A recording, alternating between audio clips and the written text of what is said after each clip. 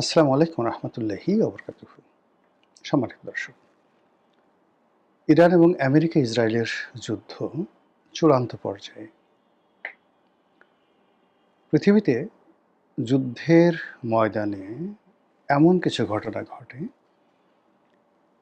সেই ঘটনার ফলে একটা জাতির অস্তিত্ব বিলীন হয়ে যায়, একটি দেশের মানচিত্র চলে যায়, কোন একটি জনগোষ্ঠী পৃথিবীর বুক থেকে হারিয়ে যায়, সভ্যতা বিলীন হয়ে যায় এবং নতুন একটা সভ্যতা গড়ে ওঠে। এই ধরনের যুদ্ধ যখন হয়, ইংরেজিতে এটিকে বলা হয় ডিসাইসিভ ডিসাইসিভ ব্যাটেল।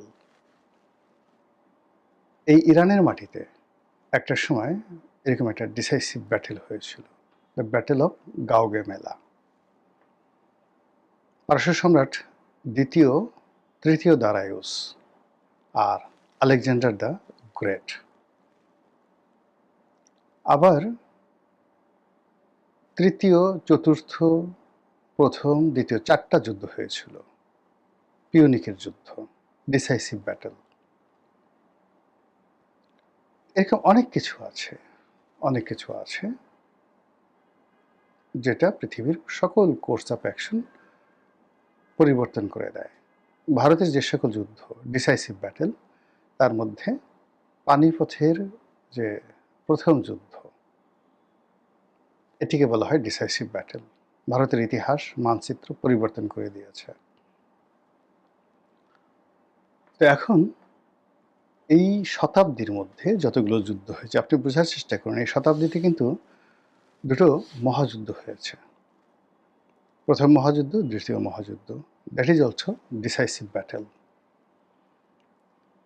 কিন্তু প্রথম মহাযুদ্ধ এবং দ্বিতীয় মহাযুদ্ধের চাইতেও ইরান এবং আমেরিকার এই যুদ্ধটি, এটি মোর ডিসাইসিভ।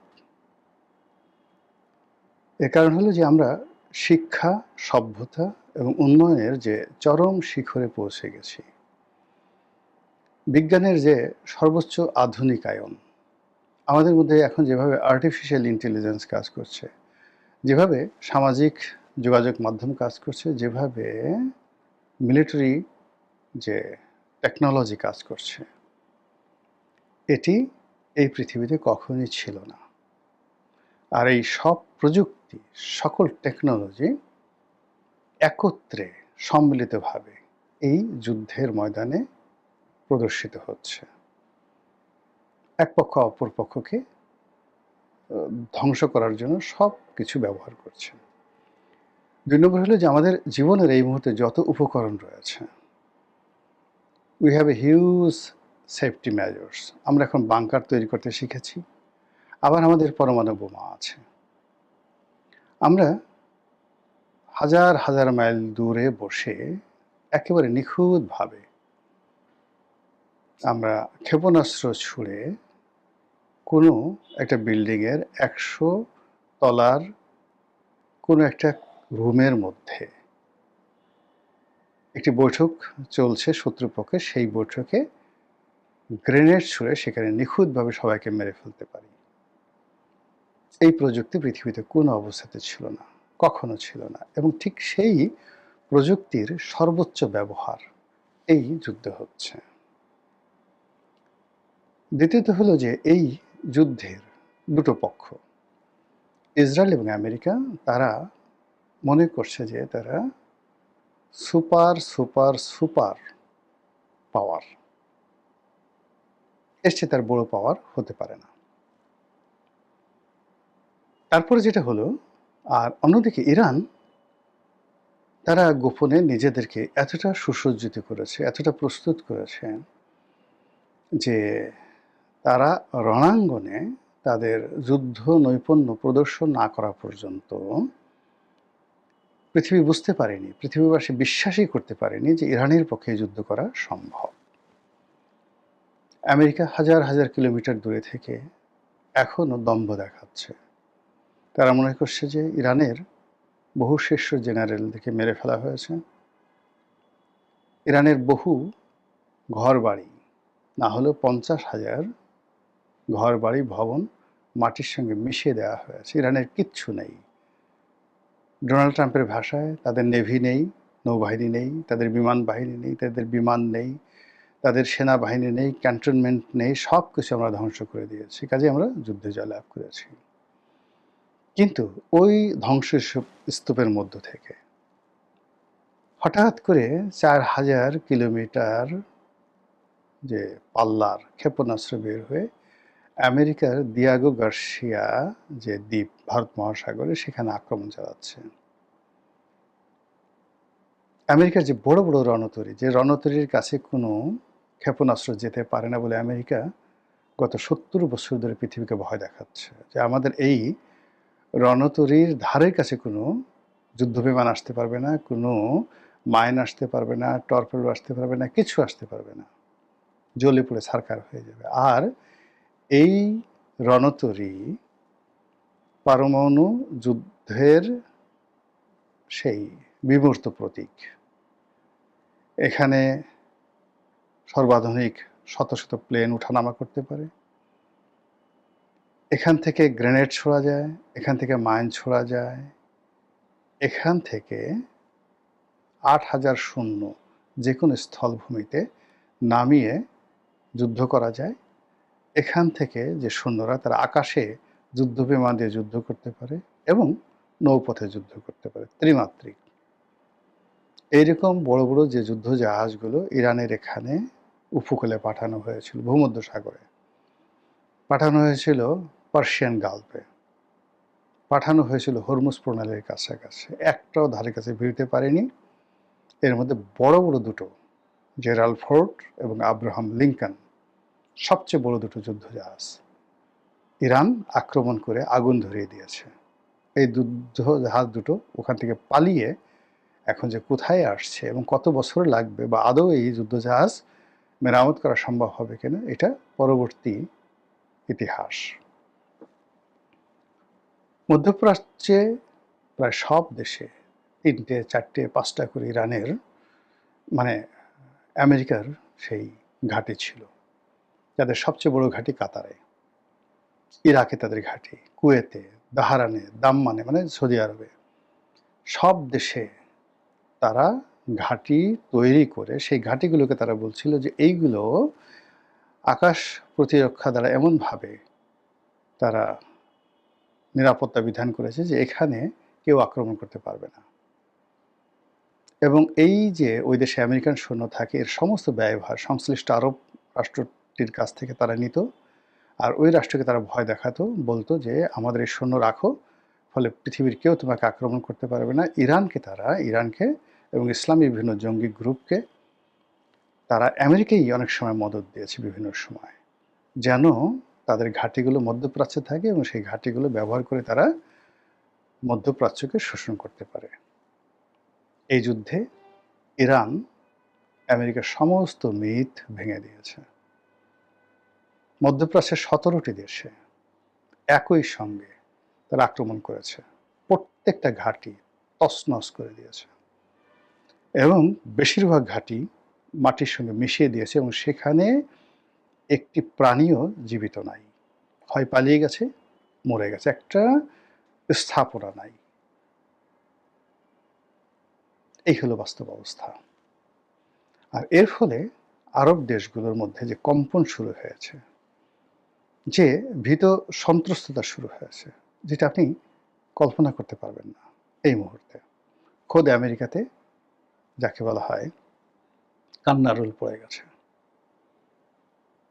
ইরানের প্রথম সারির যে সকল নেতৃবৃন্দ রয়েছেন, সামরিক নেতৃবৃন্দ, রাজনৈতিক নেতৃবৃন্দ, অনেকে নিহত হয়েছেন। কিন্তু একটার পর একটা জায়গা পূর্ণ করে যারা ফেলেছেন নতুন নেতৃত্ব, তারা আগের নেতৃত্বের সাথে আরও চৌকস, আরও আধুনিক, আরও স্মার্ট।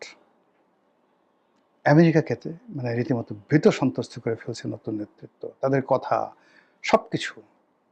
এবং যুদ্ধের প্রথম ৭ দিন তাদের সাথে কেউ দাঁড়ায়নি, মানে ইরানের সঙ্গে। এখন তাদের সঙ্গে উত্তর কোরিয়া, তাদের সঙ্গে রাশিয়া, তাদের সঙ্গে তুরস্ক, তাদের সঙ্গে যাকে বলা হয় চীন, সব কিছু দিয়ে সহযোগিতা করছে। যুদ্ধের প্রথম 7 দিনে সারা দুনিয়ার মার্কিন তাবেদার রাষ্ট্রগুলো সব তাদের সাথে ছিল, এখন একজনও নেই, not a single one, America একা। শুধু তাই নয়, আমেরিকার মধ্যে, উইদিন আমেরিকার মধ্যে সিআইএ, পেন্টাগন এবং মার্কিন মেরিন, হোয়াইট হাউস, প্রতিনিধি পরিষদ মানে কংগ্রেস, সিনেট এবং তাদের যে জাস্টিস ডিপার্টমেন্ট এবং একই সঙ্গে তাদের যে সেক্রেটারি অফ স্টেট মানে পররাষ্ট্র দপ্তর, একে অপরের সাথে ঝগড়া করছে। এ বলছে এর দোষ, ও বলছে ওর দোষ, এ বলছে যুদ্ধে যাব না, ও বলছে পদত্যাগ করব। পুরা ডোনাল্ড ট্রাম্পকে রীতিমতো মৃত্যুর মুখে ঠেলে দিয়েছে। একই অবস্থা ইসরায়েলে। সেখানে এখন যে প্রধানমন্ত্রী বেঞ্জামিন নেতানিয়াহু, তার আত্মীয় স্বজন অনেকে মারা গেছেন, সেও মারা গেছে বলে বিভিন্ন মহল থেকে বলার চেষ্টা করছে। ঘটনা যাই হোক না কেন, সবাই বলছে এই নেতানিয়াহুর পতন চাই, তার বিচার চাই। মানুষ সব রাস্তায় নেমে আসছে। কত যে ক্ষয়ক্ষতি হয়েছে এটা এখন পর্যন্ত বোঝা যাচ্ছে না। তারা বিভিন্ন সময় স্থল অভিযান করতো, কিছু হলেই তারা গাজাতে ঢুকে পড়তো, কিছু হলেই তারা লেবাননে ঢুকে পড়তো। এবারও লেবাননে ঢুকে পড়ছে, কিন্তু ঘোড়ার ডিম কোনো কাজ হচ্ছে না। এখন ভয় যে উল্টো হামাস এবং যাকে বলা হয় হুতি, তারপর হিজবুল্লাহ, তারা যদি সম্মিলিতভাবে ইসরায়েলে সামরিক অভিযান চালায়, স্থল অভিযান চালায়, পুরো ইসরায়েল খালি হয়ে যাবে। লক্ষ লক্ষ মানুষ ইসরায়েল ছেড়ে চলে গেছে। এই অবস্থায় বলতে গেলে নাকে খত দিয়ে আমেরিকা হাত জোড় করে ভিক্ষা প্রার্থনা করছে শান্তি চুক্তির, যুদ্ধবিরতির। ইরান বলছে হবে না, পার্মানেন্ট কিছু করতে হবে, তার জন্য আমাদের 5টি শর্ত আছে। আর অন্যদিকে শান্তি চুক্তির জন্য তারা 15টি শর্ত দিয়েছে আমেরিকা। ইরান বলছে একটা শর্ত মানি না, আমাদের 5টা শর্ত মানতে হবে। শর্ত নম্বর 1, মধ্যপ্রাচ্য থেকে চলে যেতে হবে। শর্ত নম্বর 2, যুদ্ধের ক্ষয়ক্ষতি দিতে হবে, যা আমাদের ক্ষতি হয়েছে। শর্ত নম্বর 3, আমাদের উপর যত অবরোধ আছে যা কিছু সব তুলে নিতে হবে। শর্ত নম্বর 4, ভবিষ্যতে এই ধরনের কোনো যুদ্ধ হবে না, এজন্য তৃতীয়, চতুর্থ, পঞ্চম যে রাষ্ট্রগুলো রয়েছে তাদের মধ্যস্থতায় এই চুক্তি স্বাক্ষরিত হবে। এইভাবে 5টি শর্ত, বোঝার চেষ্টা করুন। এর বাইরে এই যে হরমুজ প্রণালী, যেটাকে তারা একটা ইন্টারন্যাশনাল রুট হিসেবে প্রথম দিন থেকে তাদের নিয়ন্ত্রণ ছিল, কিন্তু ইন্টারন্যাশনাল রুট হিসেবে এটাকে তারা স্বীকৃতি দিয়েছিল এবং এটার উপর তারা কোনো লেভি নিত না। এখন লাইক পানামা খাল, লাইক সুয়েজ ক্যানাল, এগুলোর মতো বা বসফরাস প্রণালী, এগুলোর মতো এই হরমুজ প্রণালীর উপর তারা এখন লেভি বসিয়েছে। যে জাহাজগুলো যাচ্ছে, বড় বড় ট্যাঙ্কার জাহাজগুলো, বলছে যে $20 লাখ আগে পেমেন্ট করতে হবে, তাও ডলারে না, চীনা মুদ্রা ইউয়ানে পেমেন্ট করতে হবে, করে তারপর এখান থেকে যেতে হবে। এবং সেইভাবে অনেক জাহাজ সেই হরমুজ প্রণালী পাড়ি দিচ্ছে। এবং বিশ্বের 20% তেল পরিবহনের যে রুট, এই রুটের উপর দিয়ে যে জাহাজগুলো চলাচল করে, তার উপর যদি এইভাবে সুয়েজ ক্যানালের মতো তারা ট্যাক্স আদায় করতে পারে, ইরানের আর কিছু করা লাগবে না। ফলে বুঝতে পারছেন যে ইরান এইটাই যে যুদ্ধ, এই যুদ্ধ কীভাবে ডিসাইসিভ হয়ে যাচ্ছে। এই যুদ্ধ, ইরানের যে বিজয়, এটা মধ্যপ্রাচ্যে কী প্রতিক্রিয়া তৈরি করবে, এই যুদ্ধে আমেরিকার পরাজয় মধ্যপ্রাচ্যে কী পরিণতি ডেকে নিয়ে আসবে। আল্লাহ এই দুনিয়াতে যে কত কিছু ঘটান, রাজাকে ফকির করেন, ফকিরকে যা রাজা করেন, কোর্স অফ অ্যাকশন পরিবর্তন করে দেন।